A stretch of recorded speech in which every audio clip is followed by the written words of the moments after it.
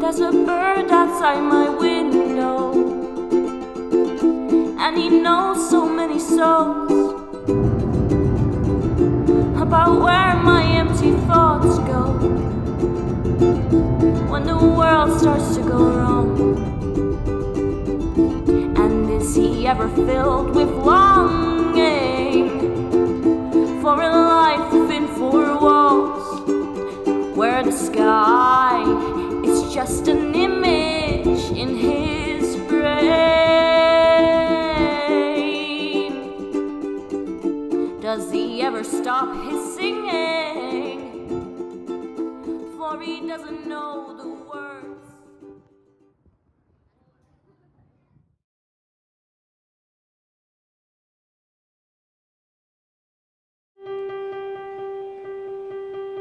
My name is Israel Cruz. I work here at the Museum of Disabilities. The Americans with Disabilities Act of 1990 prohibits discrimination and ensures equal opportunity for people with disabilities. The ADA tries to help people who have some disabilities in the areas of sensory disabilities, like people who are blind or have visual impairments, people who are deaf or hard of hearing, as well as people that rely on alternate forms of getting around, people that use wheelchairs, people that use crutches. This week marks the 30th anniversary of the Americans with Disabilities Act, a groundbreaking law that prohibits discrimination based on disability. The legislation has been invaluable for what it changed, but significant obstacles still exist for those who have physical or mental impairments of any kind. My name is Brittany Wilson. I'm from Brooklyn, New York. I'm a disabled civil rights attorney. I have cerebral palsy. As a civil rights lawyer in particular, I know the limitations of the law. That's what the ADA is. At the end of the day, it's just a statute. It gave us the bare minimum, which is our rights. And rights are not anything if they're not enforceable. My name is Alice Wong. I'm a disabled activist in San Francisco. These attitudes will not be fixed by a law. These are vulgar, more difficult cultural changes that need to happen. I moved to Wilmington in 2006. Realized there were going to be challenges in terms of navigating the city.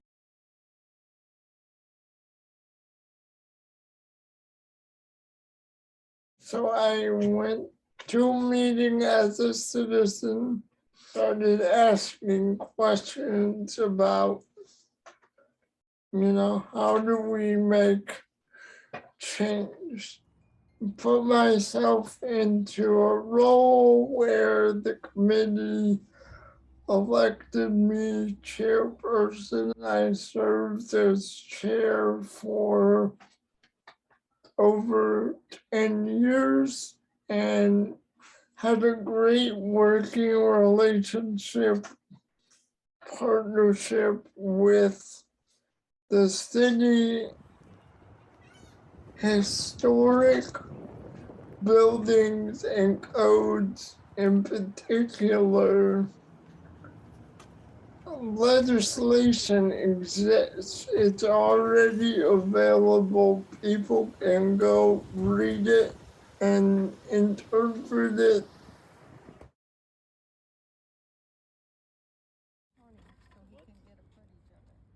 We see a lot of gravel. We see stepping stones.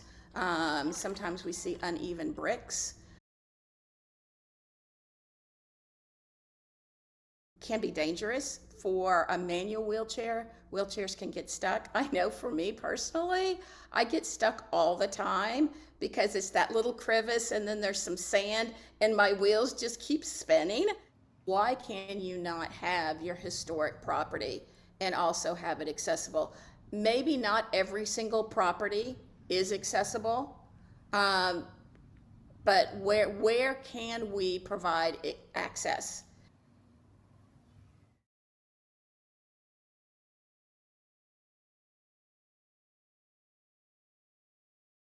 What a privilege that we have to provide this opportunity for people. And why should it be one house? My renters come from Canada. They come from California. They come from Texas. They come from all over the country. Why? I ask them every single time, because there's nothing else out there. Shame on us. And that's why what you're doing is so important. Why we have to educate, why we have to, change the law. I don't care if we change it in a legalistic way. We've got to mentally make this change. We have to show the importance of all of this. And that's why I'm the advocate that I am today. And I'm motivated by my boys.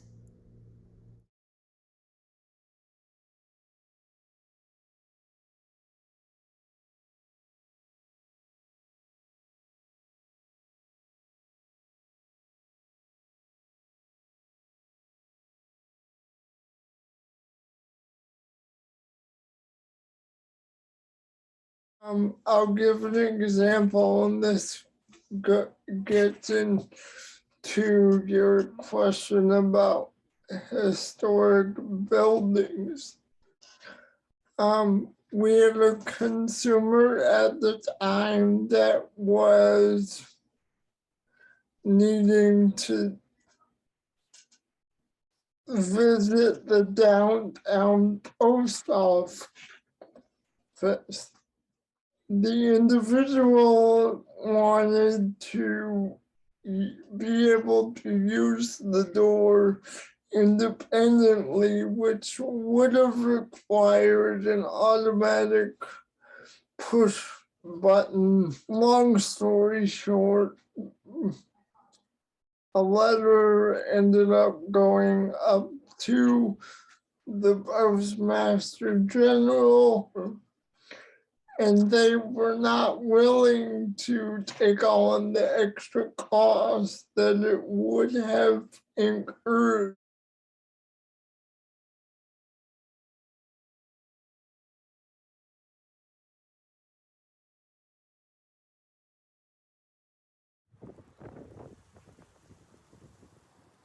Just because you have legislation, it does not guarantee compliance.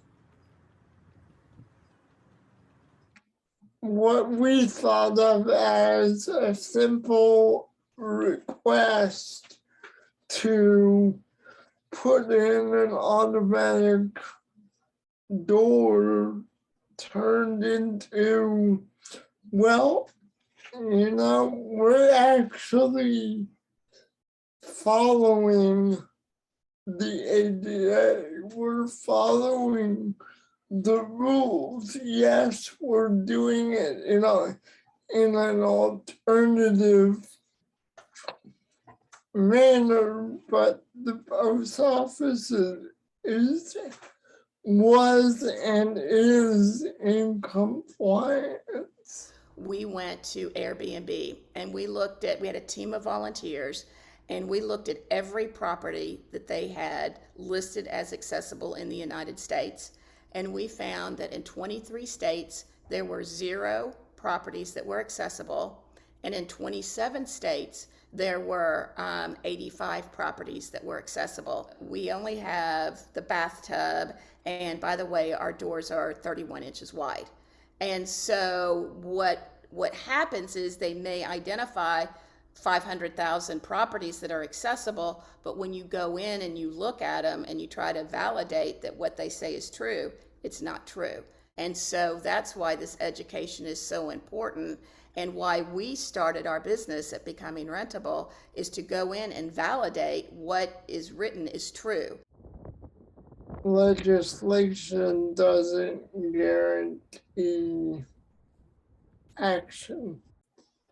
All day long, we as people with disabilities can go to historic preservation groups and say, well, we're entitled to the rights and privileges under the Americans with Disabilities Act. the Preservation Society still has a choice, and there's this element in all of this called time and money. We've got to keep the, if they're going to be an active law, then we've got to update those laws as we grow as a community, as a society, as a world, and part of that is through education and awareness.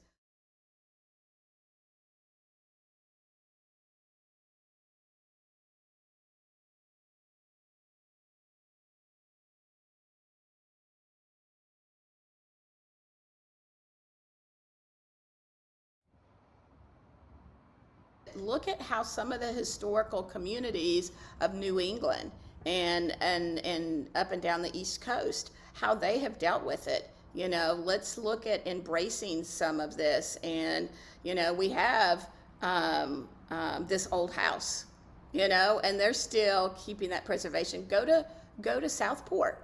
There are ramps over there in their historic areas. So it is being done. So why aren't we addressing that in this particular community? Hey, let's say you do want a ramp. Why couldn't some of the aesthetic features of that house be coordinated into a ramp, such as the railing design, the color palette in which they use, you know, or the landscaping element to go along with the scope of the land?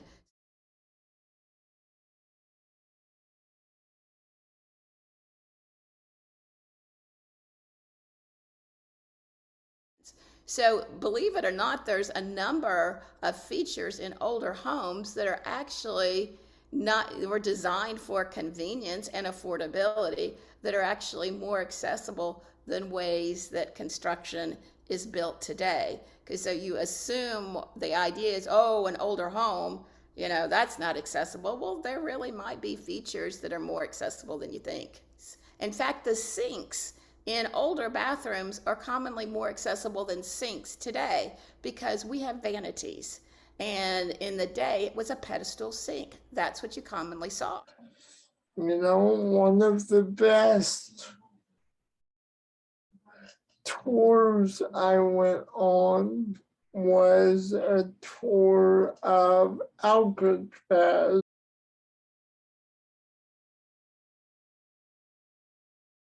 They gave everyone on the tour a headset, and it was guided by a narrator, regardless of whether you had a disability or not. Now, there were certain points within the building itself that I couldn't get into. As long as I was able to get close enough to that point that it would trigger the narration, I could still hear and interact with that part of the tour. So no, it wasn't fully universally accessible, but they still found a way to encourage participation by everyone.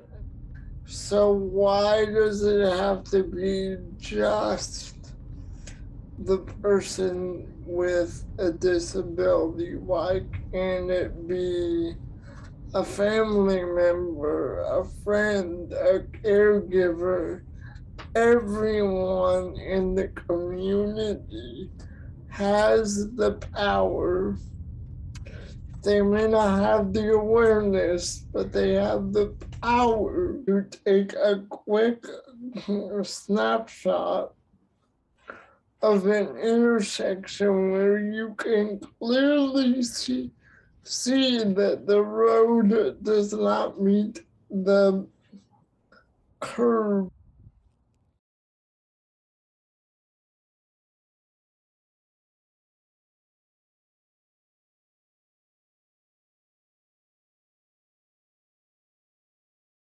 And I look at accessibility very broadly.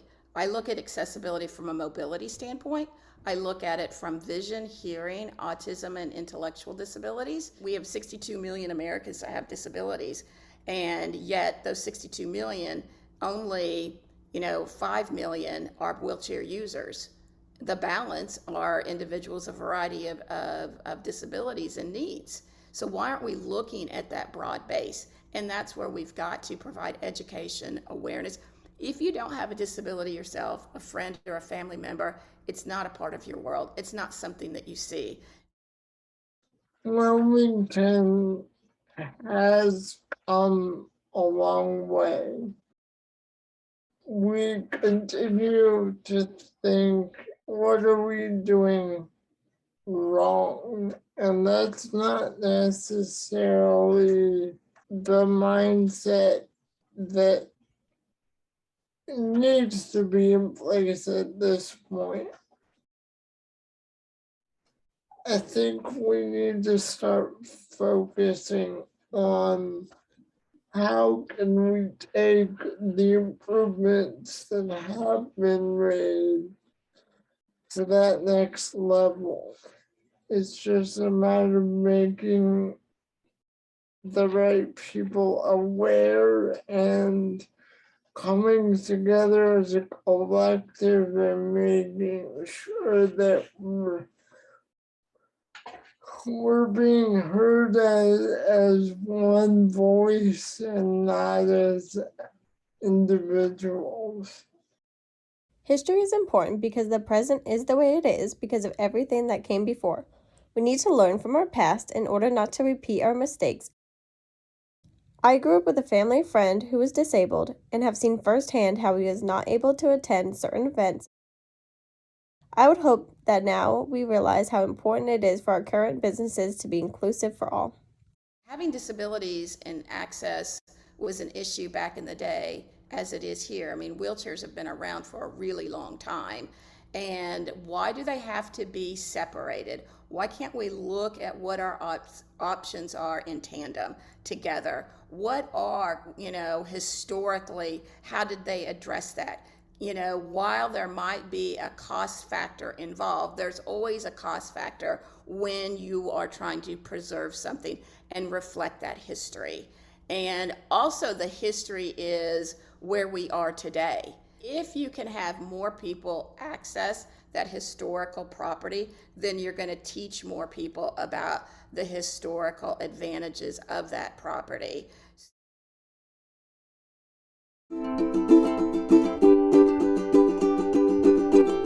There's a bird outside my window, and he knows so many songs about where my empty thoughts go when the world starts to go wrong. And is he ever filled with longing for a life within four walls, where the sky is just an image in his brain? Does he ever stop his singing? For he doesn't know the words as he watches.